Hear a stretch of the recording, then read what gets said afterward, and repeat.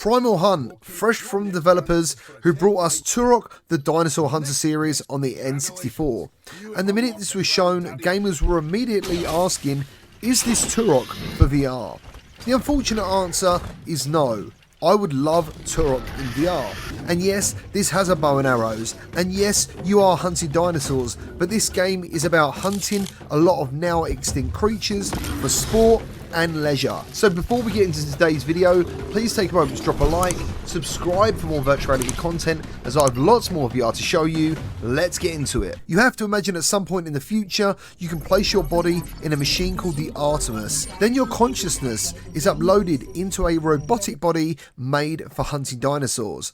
And not just any old dinosaurs. Yes, the T-Rex is here, and yes, he is absolutely massive, but some of these dinos are now genetically enhanced with EMPs, rocket launchers, sonic screeching, enhanced vision, running blades to increase their speed and jumping ability, and crazy amounts of armour. When you start the game, you're introduced to a sort of gamekeeper, a nice Scottish fellow who will give you lots of advice and information throughout your dinosaur hunting career. You also have your own trophy room, which in the beginning I didn't really care about. But by the end of my playtime, I was struggling for room and which heads looked best on the wall. You get a brief in each mission about the target, the biomes you're hunting in, and which one of the 10 unique maps you're hunting. When you click campaign, you get a briefing about the target, the biome, and which one of the 10 unique maps you're hunting in. And then you set your loadout, and then you're off. There are 26 dinosaurs, 13 natural and 13 cybernetically enhanced. They all have different characteristics and can all kill you quite easily, at least at first. You see, when you complete each mission and the optional objectives, you'll end up with 3 stars. And these 3 stars rewarded to you will give you XP to unlock items on your skill tree. There are also different types of arrows for you to head out with: kinetic, grapple, anchor, tripwire, explosive, poison, and seeker. It really doesn't take a lot to die until you start upgrading your equipment and your armour.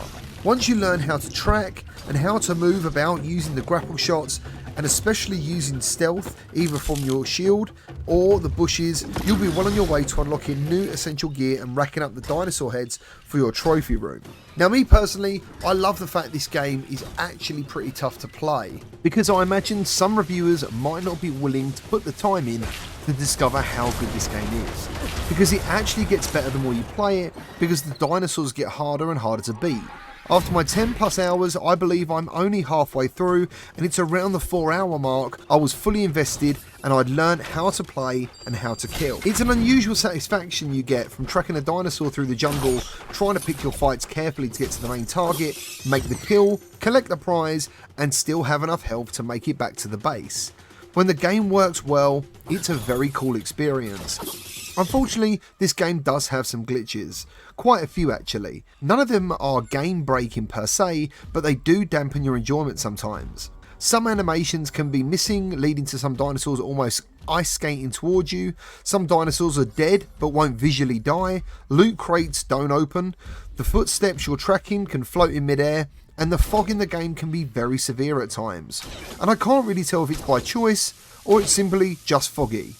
The dinosaurs can also get stuck on higher levels or simply not react when you shoot them from far away, leaving them to get stuck in an animation that makes them easy to kill. When these things happen, you have a choice: restart the level or make the easy kill for the XP and the trophy, and for this review I did the latter every time. I do believe all these issues may get updated very soon, as co-op is coming to the game in February. The good news is I died quite a lot, and the death animations can be very cool and extremely gory. The graphics are nice to adequate, and the environments sound epic. The dinosaur roars are pretty cool too. If there's any game I could compare this to, it would be Horizon Zero Dawn, but a very linear version. To summarise, would I recommend this game? Yes, but only if you're looking for a fantasy VR hunting game and nothing else.